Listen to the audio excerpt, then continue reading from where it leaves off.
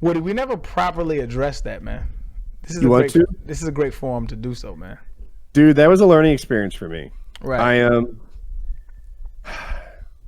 I thought that if you very clearly ended it with an A, that you were somehow in the clear. And I also thought that what gave you that impression is my question. Like, how did that come about to be? All right, if I say it like this, it's all good.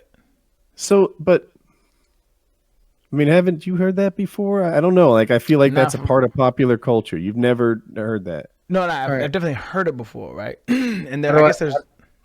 Go ahead. How do I turn my camera? Oh, I'm in the wrong tab here. How do I turn my camera on here? Like I tested, it's good. Oh wait, there you go. Bam, there we go. We good money. All right, we good money. Wings, my brother. It's a pleasure to meet you, my brother. I've heard a lot about you. Hey, bud. That's probably from Kyle. Not from the whole cast, man. Oh, there we go. Can I say this beforehand? This is my personal Discord, and like I don't know any of the people here. These are people that decide to message me, so like don't look at them in my message box like I talk to these people. What? We're just in a private call. It's Wings. all good. It's just me, you, and Woody, man. Don't worry about nobody else. I'm live streaming to like 700 people, but like I'm screen sharing my Discord, and it's got like all these messages over here on the left hand side. Oh, we can't see that. Yeah, we don't see it. But my chat can. Yeah, so, let them do their thing, man. Let's address that. I would like that. Let's do it. So, Wings, if you don't know, here's the background. Oh, Wings, you know it. It was partly about you. So you were on your weight loss journey, and then I think the guy was EDP, right? Was it Eat That Pussy who offered to help you? Am I mixing my people up? And yes, it was right. Yeah. So this guy offered to help you on your weight loss journey, and I remember, right? You pretty much said "F you," and this guy came back. Go ahead. I didn't say F you. Okay. Well, I might have because I was fed up with like people. I was fed up with people constantly bringing it up because at that point I'd already had like plane tickets booked and I had my whole regimen set out that I was going to get my stomach cut out. I couldn't tell them that. Okay. So this guy offered to help you and you declined his help, right? And I think you said it kind of harshly. And then he came back and he said, shit hurts. I misquoted him. I thought in my soul, he said, shit hurts and bomb ending with an A, but he didn't. And I was retelling the story to Arian, and that's how I said it. Anyone who knows me knows I'm not racist. And I thought that in the context that's the first thing racist people say, Woody. Oh, suck a dick, Arian. That's not fair. That's also what non-racist people say. Non-racist people don't say that shit. Oh my goodness gracious, this is so unfair. You can't tell someone they're racist. I'm not saying you racist, Woody. Look. I don't know. You're saying you act like a racist person or you sound like a racist person. It's just not... Okay, so this could be a whole conversation about racism in America in general, which would be a big bag that we'd have to dive in, which I'm not interested in. With two white dudes. I mean, unless you're interested, and I would. I'm not afraid. You're not afraid? I got a question. Shoot, family. I want to ask. How do you feel about Black History Month? In what context? As a general policy, like, do you feel like Black History Month is a good thing, a bad thing, or like a thing that oppresses Black people? You think Black History Month oppresses Black people? Because, well, let me tell you, like, it looks at like this. Like, I feel like Black History Month is like white people's way of appeasing Black culture instead of just accepting Black culture as American culture. Because Black history is American history. Like, yes, but traditionally Black history has not been recognized as American history, and that's why it has to be. But do you see like Black History Month as a bad thing because they isolate your history to 1 month out of the year instead of bring it in as American history like it should be? Well, I think the issue is broader than that. I think the issue is you can't separate Black history from American history, right? And so in order to talk about American history, you have to talk about Black history. So there is an issue with isolating it to a month. But if you want to talk about Black history, you would have to expand the catalog is not the correct word. What is the word I'm looking for? Curriculum. You'd have to expand it into an entire year's worth, like you do the rest of American history. It's not oppressive. It's an attempt to acquiesce to the pain that has been brought upon Black Americans. It's not oppressive, though. Well, the reason I use the word oppressive is because handicapped people look at like handicap parking a lot as oppressive, because they look at like I'm more talking about handicapable people, but they look at like all the little sections that you give them to make their life easier as a way of appeasing them, but not actually qualifying them as normal human beings. Okay. This is actually a thing. I'm sorry if this is. I believe that's a horrible minority analogy, opinion. it's definitely a horrible analogy, but I think that you're equating Black people to handicapped people. No, it's not Black people to handicapped people. I'm talking about it's the same kind of thing where it's like, I don't know. Why are you putting down handicapped people, Arian? I'm not putting down anything. What I'm saying is, I don't know. So, it sounds to me like you're saying handicapped people are lesser, and how dare you compare them to me? I don't have that problem. No, what that does is saying, okay, being black is a handicap. Handicap is not. We're not comparing black to handicap. And what that does is it says handicap is bad. I understand what you're saying. What I'm saying is a bad analogy. There's a reason why it's a bad analogy, but to your point, because you're insulted to be compared to handicapped people. No, that's not why. Did Wings just hang up? I don't know. There's a good chance it was an accident. Okay, but we'll bring it back on. Hit him back up because it was just starting to get deep. Do I need to? I'm trying. Woody, damn, my nigga Woody left too. Hold on.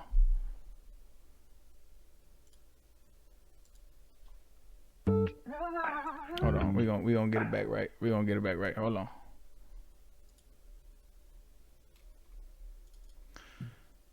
Last time this happened, PKA got banned from Twitch. This is a good conversation, bro. Tell Woody to join back. You have more access to Woody than I do, man. Let's see. Bro. This was his Discord, wasn't it? I have no clue. Let's see. Use Discord usually. All right, I'm back. He made another. Okay, there he goes. All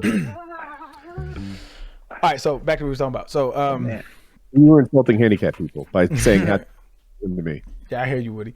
So, being handicapped is it's a demonstrable thing in juxtaposition with able-bodied people, right? Would you agree with that, or would you not agree with that? Who are you talking to? What does injuxtable mean? No, in juxtaposition, meaning like against. Like, so if you put this against this, like being handicapped, like if you have a disability, as far as like if you're in a wheelchair, or if you're paralyzed, or if you have some kind of disability, or if you have a surgery, right, that might be not permanent. It is what you have done is if you put it in juxtaposition, meaning directly against being black. It kind of means compared to, with this idea that they're opposites, right? Like this black juxtaposed against white, tall juxtaposed against short. I was bringing handicapped people up morally because like some handicapped people are against like the Handicap Association of America because they feel like it hurts their movement more than it helps. Whereas I was looking at like Black History Month as, okay, we gave you a month. Now let's ignore your history the other 11 months of the year. Well, see, that's what we fight for. I think that's what a lot of the lashback is against popular culture, is that it's not enough. And so it's that's what I was saying. That's what I was saying. Like you said, you were for Black History Month, but I feel like I look at it as oppressive because it's not necessarily I'm for it. It's just that I understand it because pre-Black History Month, we weren't looked at as equal citizens, and we probably still aren't to a lot of people, but it is something that has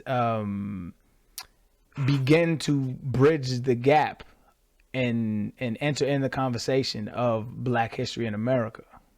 Does that make sense? So I'm not for it, because what's the antithesis of being not for it? It's not having it. Because if there wasn't a Black History Month, what would there be? To me, it feels like you're settling, though. Like, I understand, like, you've gotten this little bit, but you're afraid to lose what little bit they've given you in case, so you have nothing. No. And you should be pushing for having more. What do you think that we're doing? Do you think that's not happening? I think it happens, but at the same time, that the vehicle that is chosen for it to happen with is ignored by the masses for the most part. Just like Colin Kaepernick when he did the kneeling thing. Systematic racism. We agree there. So if you think that God damn it, Wings. I'm innocent. I did not do it. I'm no, not. That ain't you, Woody. That ain't you. There you go. He back. Wings, what happened there? I don't know. It just keeps airing. It's all snap. Oh snap! That's so Discord. Oh snap! It's not a solvable error that you could like. Oh, am I getting, a bad? Last time it happened, everybody got kicked off. That might have been my fault. I tried to call you back, and then I ended up calling you personally and leaving Arian, and yeah, I might have fouled that up. It's all good, man. We all here now. But so to your point, what was you saying, brother? Turn your camera on too, Wings. He's on. I can see him. Oh, you can see his camera. Mm-hmm. I messed something up here. There we go. What was I saying again? Refresh me, please. So we were talking about Black History Month, and I think you were pitching the idea that by having a Black racism. History Month, it's kind of patting Black people on the head as sort of, aren't you adorable? Here's your month, instead of treating them like everybody else and saying history is history. The question he answered me, the hard question to answer on its face, because like systematic racism is the reason that their methods aren't working. Like you see Colin Kaepernick kneeling, they basically put him out as a martyr instead of embraced it. Because like, how is it a traitor to the American flag when the American flag stands for freedom, but it doesn't stand for freedom when you do it, right? Like troops don't go to die for a flag. A flag is an idea, it's a symbol.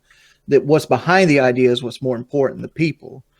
And those people died to keep your freedoms, like freedom of speech, freedom to, protest and congregate and things peacefully. Mm-hmm. And when you basically have like places like the NFL that basically says, we're going to fine people who kneel and, these protests, it can't be done. You get things like Portland, you get things like Seattle, you get these race riots that happen. Right? Because like you've tried the non-peaceful way. What's the other way to try? You've tried to do everything in their system. You tried to go to the courts. You tried to do the peaceful protests. Eventually you got to burn a target down. Because America was founded by people that decided to throw fucking tea in the harbor. They got tired of being taxed without representation. I struggle with this too, Wings. Like, I don't. You said it all correctly. I'm unsure. Let me lay it out. On one hand, it's hard to be in favor of burning targets, right? On the other hand, you guys didn't listen when they kneeled peacefully. You mocked him. What'd Trump call him? Said, "Get that mother trucker off the field." I was one son of a bitch. I was one of Trump the players that kneeled, and he called us a son of a bitch. Yeah, right. So, listen, they kneeled peacefully, and you didn't like that. Now they're burning targets. You don't like that. I get it. What is it that you want exactly? Do you want them to protest in the privacy of their own homes? Will that make them happy? It won't make any difference. So, like, as much as it's hard to be for, Target's a big corporation, but make it something smaller. Make it Target came out and said, but Target came out and said, "Burn this motherfucker. We with y'all." They made a public statement. They said it's all good. You can find it. I mean, we can find it. So at in got Raleigh, insurance companies. Like every little store, every restaurant, bar, coffee shop, etc., they had the windows broken that were on the same street. And there's a piece of me that's like, man, like, wrong targets, right? Like wrong victims on this. These guys didn't do it. On the other hand, sure, but what gets lost in these conversations okay, is that's not the majority of what the movement is about. sure. It's not about like, yo, we want police reform, so let's burn down a building, right? It's a lot of frustration. It's a lot of pack mind thinking, which is not necessarily rational, right? So it's a lot of that being involved. So a lot of that gets attributed to the movements, and so falsely attributed to those movements. And a lot of that could be saboteurs, like people No, a that lot of it go in. was saboteurs. A lot of it was. There's videos of people that had nothing to do with Black Lives Matter movement setting things on fire. But There's that's there beside could be that's beside agent the issue. provocateurs, right? That's part of it. I think that That's we're talking not about. that's not new either, right? And COINTELPRO was a thing, right? wait, what was I missed a word? What's the thing? COINTELPRO. You're gonna have to educate me. COINTELPRO was a CIA operative that spied on Martin Luther King, that tapped Martin Luther King's phone, that sabotaged a lot of the movements, and infiltrated a lot of the movements. The FBI killed Malcolm X, right? So a lot of that was not COINTELPRO, but a lot of these government. Can I interject here? I didn't say. I'm sorry. Not Malcolm X. Fred Hampton. So A lot of these government agencies have a stake in keeping black movements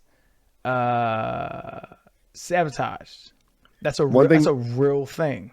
Yeah, that's what I was agreed. going to say. One thing that CIA can happen. came Let me out jump in and- for a second. I'm trying to Go get ahead. in. So an agent provocateur. This happens in Europe, and I'm sure it happens in America. What it is let's say you have a peaceful protest, Okay. and you want a good reason to end this peaceful protest.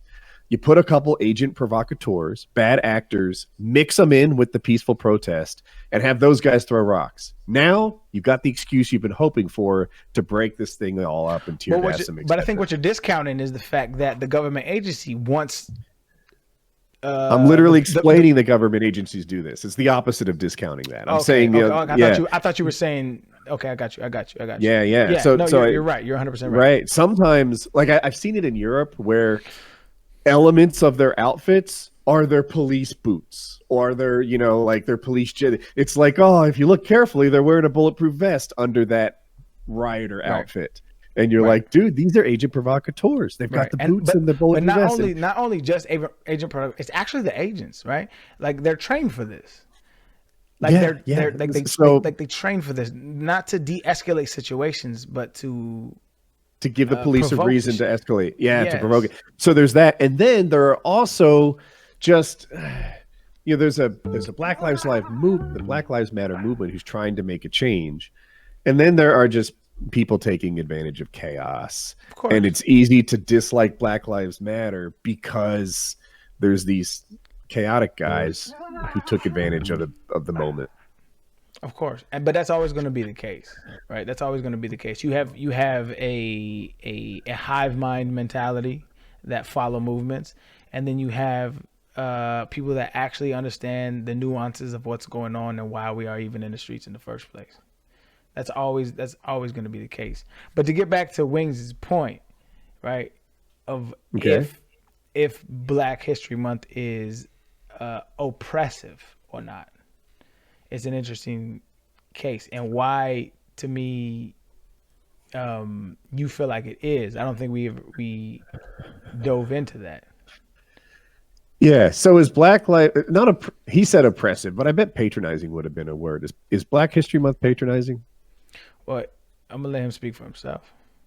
Okay. Well, I think he was asking you, do you look at Black History Month as patronizing?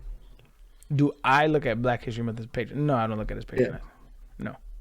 Because when I look at political gains in this country, in this world in general, I don't look at it as a monolith. I don't look at it as microcosmic. I look at it as macrocosmic.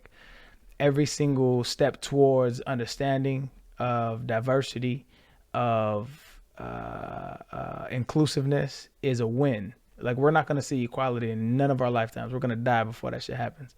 But if it's more equal by the time we lay to rest than the time that we were birthed, then we did something correctly. Because this idea of racism and inequality has been a reverberating theme throughout our entire lineages as humans.